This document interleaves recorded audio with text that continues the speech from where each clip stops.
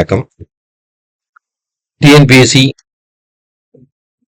Group 1 2023 கேட்கப்பட்ட polity ஒரு 15 மதிப்பெண் கேள்வியை எப்படி ஆன்சர் பண்றது அப்படின்னு பார்ப்போம். ஸோ கொஸ்டின் நம்பர் 10 15 மார்க் பாலிட்டியில கேட்டிருக்காங்க. ஸோ என்ன டாபிக்ல இருந்து கேட்டிருக்காங்க அப்படின்னா ஃபாரின் பாலிசி ஆஃப் இந்தியா அப்படிங்கிற ஏரியாவில் கேட்டிருக்காங்க. ஸோ ஜென்ரிக்கா தான் கேட்டிருக்காங்க. So explicate the soft power role of Indian diaspora. How does it help India's foreign policy? ரெண்டு தான் கொஸ்டின் கேட்டிருக்காங்க. ஃபர்ஸ்ட் வெளிநாட்டில் உள்ள டயஸ்போராஸ் பத்தி கேட்கறாங்க. டயஸ்போரானா பொதுவாக என்ஆர்ஐவா இருக்கலாம், ஓசியா இருக்கலாம், பிஐஓவா இருக்கலாம். ஸோ என்ஆர்ஐனா வெளிநாடு வாழ் இந்தியர், PIO person of Indian origin, ஓசினா ஓவர்சீஸ் சிட்டிசன் வெளிநாடு வாழ் இந்தியர்னு சொல்றோம். இது எல்லாருமே பொதுவாக இந்தியன் டயஸ்போரா தான். உலகத்திலேயே இந்தியாவுக்கு மட்டும்தான் இப்படி ஒரு பன்முகத்தன்மை ஒன்று இருக்கு. நம்ம நாட்டில் உள்ளவங்க பார்த்தீங்கன்னா வெளிநாடுகள் முழுவதும் பரவி வாழ்ந்துகிட்டு இருக்காங்க. இப்போ என்னுடைய நாடுடைய வளர்ச்சிக்கு இந்தியாவில் இருக்கக்கூடிய இந்த 110 கோடி 120 கோடி மக்களுடைய முன்னேற்றம் மட்டும் போதுமான்னு கேட்டீங்கன்னா அது மட்டும் எனக்கு காணாது. As a global citizen India அப்படிங்கிற ஒரு குளோபல் சிட்டிசனா நான் வெளியே வரும், இந்தியன்ல இருந்து ஒரு குளோபல் சிட்டிசனா மாறும் பொழுது குளோபல் அவுட்லுக், இப்போ அமெரிக்காவில் இருக்கிறவங்களுக்கு இந்தியாக்காரங்க எப்படி இருப்பாங்க அப்படின்னு தெரியணும்னா அவன் இந்தியாவுக்கு வரணும் அவசியம் இல்லை, அங்க இருக்கிறவங்ககிட்ட பழகும் போது அவங்களுக்கு தெரியும். அப்போ இந்த டயஸ்போரா வந்து நமக்கு பல விதத்துல கான்ட்ரிபியூட் பண்றாங்க. இந்த டயஸ்போரா இருக்கிறதுனாலதான் வெளிநாடுகள்ல நம்மளுடைய மதிப்புகள் இன்றும் நிலைநாட்டப்பட்டு. இன்னைக்கு ஹானரபிள் பிரைம் மினிஸ்டர் திடீர்னு அமெரிக்காவுக்கு போறாரு அப்படின்னா அமெரிக்காவுக்கு போகும்பொழுது அங்க வாழக்கூடிய இந்தியர்கள், இந்திய வம்சாவளியை சேர்ந்தவர்கள் நிறைய பேர் அங்க வரவேற்கும் பொழுது அப்பதான் அவர் உணர்றாரு, ஆகா இந்தியாவுக்கு இப்படி ஒரு சப்போர்ட் அமெரிக்கால இருக்கு அப்படின்னு. அதுல மைட் பி ஒரு 50% வந்து கிரீன் கார்டு ஹோல்டர்ஸா கூட இருக்கலாம். இருந்தாலும் அவங்க இந்தியாவுடைய அப்லிஃப்ட்மெண்ட்டுக்காக அங்க சில வேலைகள் பார்ப்பாங்க. நமக்காக அணி திரட்டுறது. அமெரிக்கன் ட்ரம்ப் கூட அந்த இடத்துல அரண்டுருவார். அந்த இடத்துல பார்க்கும்போது ஆகா என்ன பிரைம் மினிஸ்டர் மோடி வரும்போது, இல்ல பிரைம் மினிஸ்டர் இந்தியாவில இருந்து யாராவது ஒருத்தர் வரும்பொழுது இவ்வளவு பெரிய ஒரு ஸ்டவுட்டான வாய்ஸ் இருக்கு அப்படிங்கும்போது, அப்போ அவங்க அந்த இடத்துல பாலிசி மேக் பண்ணும்போது அங்க அமெரிக்கன் இந்தியன்ஸை வந்து பாத்தீங்கன்னா அந்த இடத்துல நம்ம புறக்கணிக்க முடியாது. இந்தியனைசேஷன் அப்படிங்கிறது அங்க இருக்கணும் அப்படிங்கிற ஒரு நெசசிட்டி வரும்.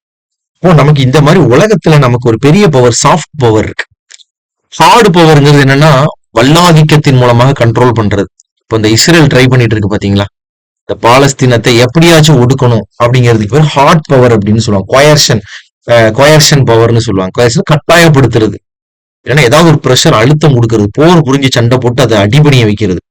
ஆனா நம்ம நாட்டுக்கு இருக்கிறது வந்து சாஃப்ட் பவர். சாஃப்ட் பவர்னா நம்ம இங்கதான் இருக்கிற மாதிரி இருக்கும், ஆனா அமெரிக்காவிலேயே நம்மளுடைய கொள்கைகள் அங்க இன்ஃபுளுன்ஸ் ஆகும். துபாயில நம்மளுடைய கொள்கை இன்ஃபுளுன்ஸ். இன்னைக்கு கல்ஃப் கண்ட்ரில நிறைய பேர் இந்தியன்ஸ் இருக்கிறாங்க. அப்படி நிறைய பேர் அங்க இருக்கிறதுனால நம்ம இந்தியன்ஸுக்கு அங்க ஒரு தனி ரோல் உண்டு. நாளைக்கு அவங்க சட்டம் இயற்றும் பொழுது நம்மளை புறக்கணிச்சுட்டு அங்க எதுவும் செய்ய முடியாது. நம்ம பிரைம் மினிஸ்டர் அந்த நாட்டுக்கு போறாரு, அவங்க இங்க வர்றாங்க அப்படின்னா அதுல பெரிய ஒரு ஃபாரின் பாலிசிஸ்ல வந்து அது பெரிய ஒரு இம்பாக்ட் கொடுத்துக்கிட்டே இருக்கும். கரெக்டா? கரெக்ட். சோ அதுக்கு பேர் தான் சாஃப்ட் பவர் அப்படின்னு பேர். என்னோட பவர் எப்படி பயன்படுத்துறேன்? சாஃப்ட் மென் சக்தின்னு நான் சொல்றேன். ஹார்ட் பவர் நம்மகிட்ட கிடையாது. நம்ம இந்தியா அப்படிப்பட்ட ஒரு நாடும் கிடையாது. நம்ம நாடு வந்து எப்பவுமே ஒரு நாட்டை போய் கட்டாயப்படுத்துற ஒரு நாடும் கிடையாது. இவ்வளவு பக்கத்துல இருக்கு இலங்கை. நம்ம நினைச்சிருந்தா இது இலங்கையை நம்ம நாட்டோட சேர்த்து என்னைக்கும் ஒரு தனி நாடை சேர்த்து இருந்திருக்கலாம் நம்ம நாட்டையும். அப்பெல்லாம் நினைக்கல. அவங்க ரொம்ப ஒரு பீஸ்ஃபுல்லா நான் வயலன்ஸ்ல தான் அவங்க எப்பவுமே நம்ம இந்தியர்களுக்கு வந்து சிந்தனைகள் இருந்திருக்கு. சோ இந்த சாஃப்ட் பவர் அப்படிங்கிறத வந்து இந்தியன் டயஸ்போரா எப்படிலாம் ரோல் பண்றாங்க, எப்படிலாம் நமக்கு பங்காற்றுறாங்க அப்படின்னு ஒண்ணு சொல்லணும். ஒண்ணு. ரெண்டாவது, இது எப்படி நம்மளுடைய ஃபாரின் பாலிசிஸ்க்குலாம் ஹெல்ப் பண்ணுது. இப்போ நம்ம பிரிட்டனுக்கு போய் ஒரு பாலிசிஸ் நம்ம பண்றோம், இல்ல அமெரிக்காவுக்கு போய் ஒரு பாலிசி போடுறோம். அந்த திட்டங்கள்லையும் அந்த பாலிசிகள்லையும் இது எப்படி ஒரு இம்பாக்ட கொடுக்குது அப்படிங்கிறதையும் பார்க்க போறோம். ரெண்டு ரோல் பிளே பண்றதை பார்க்க போறோம். ஸோ ஃபாரின் பாலிசிங்கிற ஏரியால கேட்டிருக்காங்க. இதை நம்ம எப்படி ஆன்சர் பண்றது அப்படிங்கிறத இங்க ஒரு கொஸ்டின் நம்ம ஆன்சர் பண்ணியிருக்கோம். இது ஒரு மாடலா இருக்கும். ஸோ ஃபர்ஸ்ட் சாஃப்ட் பவர் அப்படிங்கிறத பத்தி சொல்லணும். ஃபர்ஸ்ட் சாஃப்ட் பவர் கொஸ்டின்ல கேட்டாங்க. அப்ப சாஃப்ட் பவர் என்னன்னு சொல்லாதானே அதுக்கு ஒரு வேல்யூ இருக்கும். ஸோ கொஸ்டின் பாருங்க, explicate the soft power role. இப்படி கூட கேட்டிருக்கலாம், explicate the role of explicate the Indian diaspora's role of soft பவர்னு கேட்டிருக்கலாம். இல்லைன்னா இது வேற விதமாக கேட்டிருக்கலாம். ஸோ ரோல் ஆஃப் இந்தியன் டயஸ்போரான்னு கேட்டிருக்காங்க. So how it help India's foreign policy. First என்ன சொல்றோம் அப்படின்னா சாஃப்ட் பவர் ஆஃப் இந்தியன் டயஸ்போரான்னு சொல்லும் போதே முதல்ல நம்ம பவரை சொல்றோம். அந்த இடத்துல என்னன்னா இந்தியன் டயஸ்போராங்கிறது கிட்டத்தட்ட ஒரு 100 கண்ட்ரீஸ் 100 and above தான். மோர் தென் 100 கண்ட்ரீஸ் கூட சொல்லலாம். Over 32 million population. Exact count சொல்ல முடியாது. ஒரு கிட்டத்தட்ட 3.2 கோடி பேருக்கு மேல. ஒன் ஆஃப் த லார்ஜஸ்ட் அப்படின்னு நம்ம சொல்றோம். சோ இது எப்படி இருக்குன்னா, key pillars of India's soft power இப்படி பரவி இருக்கிறதே நம்ம நாட்டுக்கு ஒரு பெரிய சிறப்பு தான். இப்போ ஸ்ரீலங்காக்காரங்க உலகம் முழுவதும் அவங்களுடைய பாலிசிஸை கொண்டுட்டு போக முடியுமான்னு கேட்டீங்கன்னா, சில நாடுகள் ஸ்ரீலங்கன் இருப்பான், சில நாட்டுல ஸ்ரீலங்கன் இருக்க மாட்டாங்க, சில நாடுகள் ஸ்ரீலங்கானா எங்க இருக்குன்னு கேட்பாங்க. ஒரு பூட்டான் வந்து வெளிநாட்டுல போய் கேட்டா அதே மாதிரிதான். இந்த சைனாவுக்கு எல்லாம் பாத்தீங்கன்னா சாஃப்ட் பவர் அதிகம். ஏன்னா உலகம் முழுவதும் சைனாக்காரன் இருப்பான். சைனாக்காரன் இல்லாத ஒரு நாடே நம்ம பார்க்க முடியாது. 193 நாடுகள்லயும் சைனாக்காரன் ஏதாவது ஒரு டாமினேஷன் பண்ணிட்டே தான் இருப்பாங்க. இப்போ இந்த சாஃப்ட் பவர்ங்கிறது உங்களுக்கு புரிஞ்சிருக்கும்னு நினைக்கிறேன். ஸோ சாஃப்ட் பவர் அப்படிங்கிறது என்ன அப்படிங்கறத கீழே சொல்றோம். அதுக்கு முன்னாடி இன்ட்ரோடக்ஷன்ல ஃபர்ஸ்ட் 100 நாடுகளுக்கு மேல 32 மில்லியன் பாப்புலேஷனோட உலகத்திலே மிகப்பெரிய ஒரு ஒரு இந்தியன் டயஸ்போரா நம்ம வச்சிருக்கிறோம். ஸோ அவங்க key pillars of India soft பவர்னு சொல்றவங்க தான் ரொம்ப முக்கியமான ரோல் பிளே பண்றாங்க. So first concept of soft power அப்படிங்கறத யார் சொல்லியிருக்காங்கன்னா, ஜோசப் நாய் 1980ஸ்ல உள்ள அமெரிக்காவுடைய பொலிட்டிக்கல் ரிஃபார்மர். அவரு எக்ஸ்டர்னல் அஃபேர்ஸ் அப்புறம் டிஃபென்ஸ்ல எல்லாம் பாத்தீங்கன்னா முக்கியமான பதவிகள் எல்லாம் இருந்திருக்காரு அமெரிக்கால. அவர் தான் பாப்புலரைஸ் பண்றாரு இந்த தீம். அவர் தான் ஆக்சுவலா அதை காயின் பண்றாரு. இந்த வார்த்தையை உருவாக்குறதுமே ஜோசப் நாய் தான். என்ன டேர்ம் சொல்றாரு அப்படின்னா, இதை எப்படி விளக்குறாருன்னு பாருங்க. டேர்மா country's ability to influence others. அதாவது இங்க இருந்துகிட்டே மத்த கண்ட்ரியை நம்மளால இன்ஃப்ளூயன்ஸ் பண்ண முடியுதா அப்படிங்கிறது தான். இப்போ நம்ம இங்க ஏதாவது ஒரு சின்ன சேஞ்ச் பண்ணாலும் அது அங்க பெரிய பாதிப்பு ஏற்படுத்தும். இப்ப அமெரிக்கால பாத்தீங்கன்னா டேரிஃப்ஸ் எல்லாத்தையுமே இன்க்ரீஸ் பண்றாங்க அப்படின்னா அது இந்தியாவை இங்க நம்மளுக்கு வந்து ஒரு பாதிப்பை ஏற்படுத்தும். திரும்ப பாத்தீங்கன்னா அங்க வாழக்கூடிய அமெரிக்க இந்தியர்கள் என்ன செய்வாங்க, அந்த கவர்மெண்ட்டுக்கு எகெயின்ஸ்ட் அங்க ஏதாவது ஒரு செயல்பாடுகள் செய்வாங்க. ஏன்னா நான் இந்தியாவை தானப்பா பண்ணேன் அப்படின்னு அவங்க இருக்க மாட்டாங்க. அங்க ஏதாவது சில அரசாங்கத்தை எதிர்ப்பாங்க, இல்ல அரசோட கொள்கைகளை விமர்சனம் செய்வாங்க, உண்ணாவிரதம் இருப்பாங்க, ஏதாவது ஒரு மார்ச் பண்ணுவாங்க, பிரசிடென்ட்க்கு எகெயின்ஸ்டா அங்க ஏதாவது ஒரு நடவடிக்கைகள் அங்க ஈடுபடுவாங்க, இல்லைன்னா அங்க லாபியிங் பண்ணுவாங்க, ஏதாவது ஒண்ணு செய்வாங்க. இந்தியா தானே, அது வேற நாடு தானே அப்படின்னு நினைக்க மாட்டாங்க. ஏன்னா அவன் இந்தியன் டயஸ்போரா.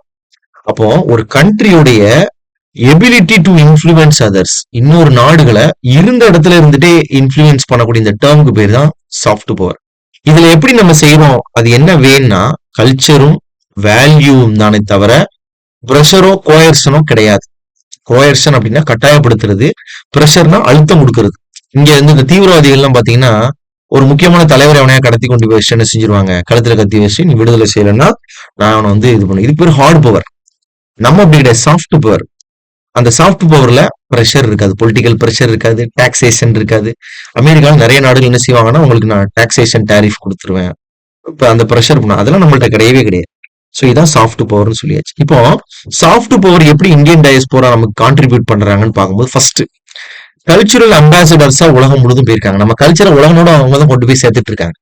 இன்னைக்கு அமெரிக்கால போயிட்டு ஹூ ஆர் இந்தியன்ஸ் அப்படின்னு கேட்டா உடனே என்ன சொல்லுவாங்க, யோகா, அவங்க தீபாவளி கொண்டாடுவாங்க, majority of peoples belongs to Hinduism, spiritual country இப்பெல்லாம் சொல்றாங்கன்னா எப்படி தெரியுது, நம்ம நாட்டுல உள்ளவன் அந்த நாட்டுக்கு போய் அது ஒரு கலாச்சாரத்தை பரப்பியிருக்கான். அமெரிக்கால போய் அங்க உள்ள தீபாவளி கொண்டாடுறான். அப்ப இது என்னன்னு கேட்டா இந்தியாவோட ஃபெஸ்டிவல் தெரியுது. யோகான்னு ஒரு கலை இன்னைக்கு உலகத்துல பரவி இருக்கு. அப்போ இதெல்லாம் இந்தியன் கல்ச்சர்ஸ், இந்தியன் சமையல் குசைன்ஸ். இன்னைக்கு இந்திய சமையல பிடிக்கிற எத்தனை பேர் உலகத்துல வர்றாங்க, உலகத்துல இந்தியாவுடைய சமையல பார்க்கணும் அப்படின்னு சாப்பிடணும்னு வர்றான். ஃபெஸ்டிவல்ஸ் கொண்டாடுறாங்க. இந்த சித்திரை திருவிழா, இந்த மாதிரி திருவிழாக்கள்லாம் பாக்குறதுக்கே மெனக்கட்டு இவ்வளவு பேர் வர்றாங்க. என்னடா இது இவ்வளவு பேர் வர்றாங்க அப்படின்னு சொல்லிட்டு பார்த்தா இது இந்தியாவுடைய கல்ச்சர், வெளிநாட்டுல பார்க்க முடியாது. அப்ப இது அங்க அவன் செலிப்ரேட் பண்றான், அதுல இன்ஸ்பயர் ஆகி இங்க வராங்க. ஆக்டிவ் பார்ட்டிசிபேஷன் அங்க நடந்திருக்கு. ஃபார் எக்ஸாம்பிளுக்கு இன்டர்நேஷனல் யோகா டே ஜூன் 21 ஏன் செலிப்ரேட் பண்றோம்னா, நம்ம இந்தியாவுடைய கலையை உலகம் முழுவதும் போய் அங்க செலிப்ரேட் பண்றாங்க. அப்ப இது ஒரு சர்வதேச அளவுல இதை எடுத்துட்டு போறாங்க. அப்ப இது நம்ம கல்ச்சரல் அம்பாசிடரா மாறுறாங்க. ரெண்டாவது பொலிட்டிக்கல் இன்ஃபுளுன்ஸ் அண்ட் அட்வொகேசிலையும் இருக்கிறாங்க. ஃபார் எக்ஸாம்பிளுக்கு முன்னாள் அமெரிக்காவுடைய துணை குடியரசுத் தலைவர் கமலா ஹாரிஸா இருக்கட்டும், இல்ல ரிஷி சுனக்னு ஒருத்தர் இருந்தாரு, யூகே உடைய பிரைம் மினிஸ்டர் இருந்தாரு. இவங்கெல்லாம் அந்த டைம்ல இருக்கும்போது நம்ம அமெரிக்காவுடைய முக்கியமான பொறுப்புலையும் பிரிட்டனுடைய முக்கியமான பொறுப்புலையும் பாருங்க ஒரு இந்தியன் இருக்கிறாரு அப்படின்னு எவ்வளவு பெரிய விஷயம். சோ ஃபாரினுடைய பாலிசி சர்க்கிள்ஸ்குள்ள நம்ம இந்தியர்கள் உள்ள இருக்கிறாங்க.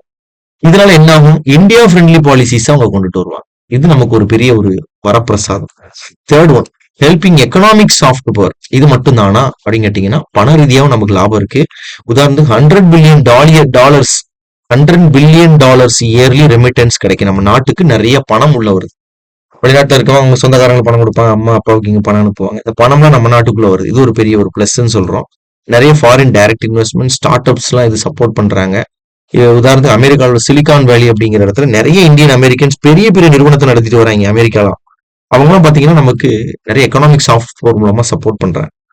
ஃபோர்த் ஒன் பாத்தீங்கன்னா அகடமிக்கலாவும் இன்டெலெக்சுவலாவும் நிறைய பவர்ஸ் இருக்கு. ஃபார் எக்ஸாம்பிளுக்கு பெரிய பெரிய தொழிலதிபர்கள் மட்டும் இல்லாம உலகத்திலே முக்கியமான சில நிறுவனத்துல வேலை பார்க்கறவங்க இந்தியன் தான். ஃபார் எக்ஸாம்பிளுக்கு கூகுளுடைய சிஇஓ சுந்தர் பிச்சைங்கிறாங்க, சிஇஓ ஆஃப் யூடியூப் பாத்தீங்கன்னா நீல் மோகன்ங்கிறாங்க. ஸோ இதெல்லாம் உலகத்திலே பெரிய டாப் மோஸ்ட் கம்பெனி, அப்படிதானே? அதுல வேலை பார்க்கறவங்க இந்தியன்ங்கும் போது நமக்கே அதுல ஒரு பெரிய ப்ரைடு தான். So project India knowledge hub. இப்ப இந்தியானாலே பொதுவா என்ன தெரியுது உலக நாடுகளுக்குன்னா, இது ஒரு நாலேஜ் ஹப் போல, அறிவு சார்ந்தவர்கள் தான் இருப்பாங்க போல.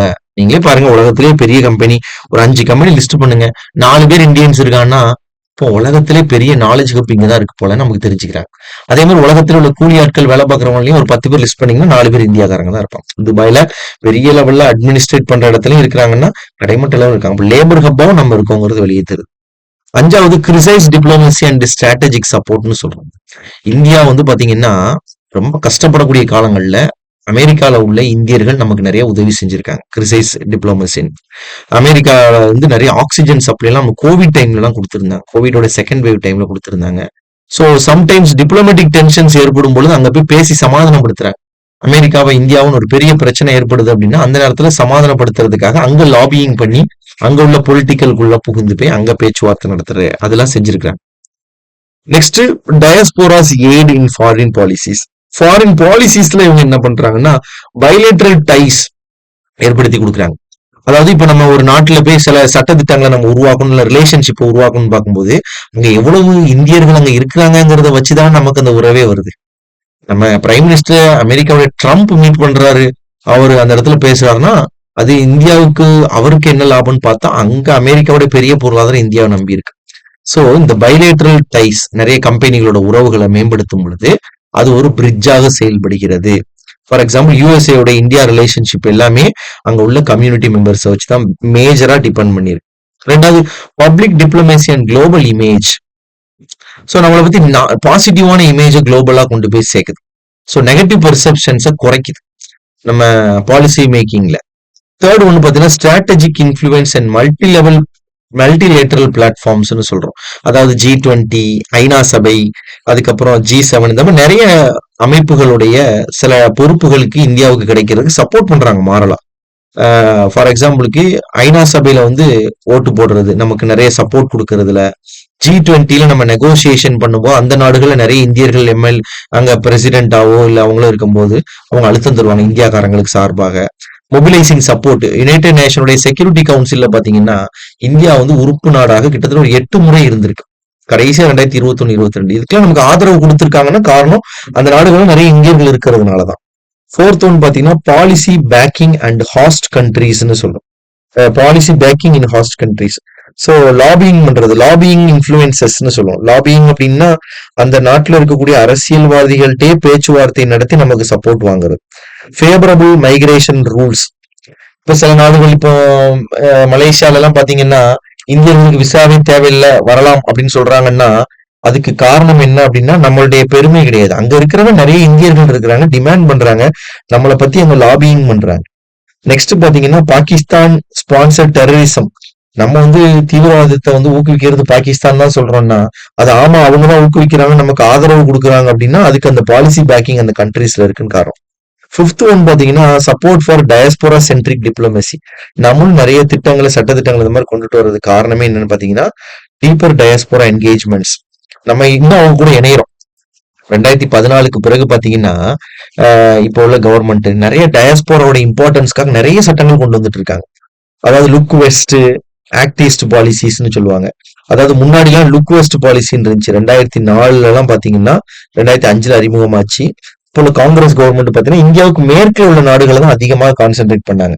அதாவது கல்ஃப் கண்ட்ரிஸ், சவுதி அரேபியா இவங்கள்ட்ட தான் உறவு அதிகமா இருந்துச்சு. ஆனா இப்ப பிரைம் மினிஸ்டர் நரேந்திர மோடியோட கவர்மெண்ட் 2014ல வந்தது ஆக்ட் ஈஸ்ட் பாலிசின்னு சொல்றோம். அதாவது 2014க்கு பிறகு ஆக்ட் ஈஸ்ட் பாலிசி, அதாவது கிழக்கு நோக்கி உள்ள நாடுகள், நமக்கு கீழே இருக்கக்கூடிய கிழக்கு இருக்கக்கூடிய இந்தோனேஷியா, மலேசியா போன்ற நாடுகளோட குட்டி குட்டி நாடுகளோட உறவு வைத்துக் கொள்வதுதான் அரசு விரும்புது. அதுதான் நமக்கு ஒரு பெரிய டயஸ்போரா சென்ட்ரிக் டிப்ளமசி. அங்கதான் நம்ம இந்தியர்கள் அதிகமா இருக்கிறாங்க அப்படின்னு நினைக்கிறாங்க.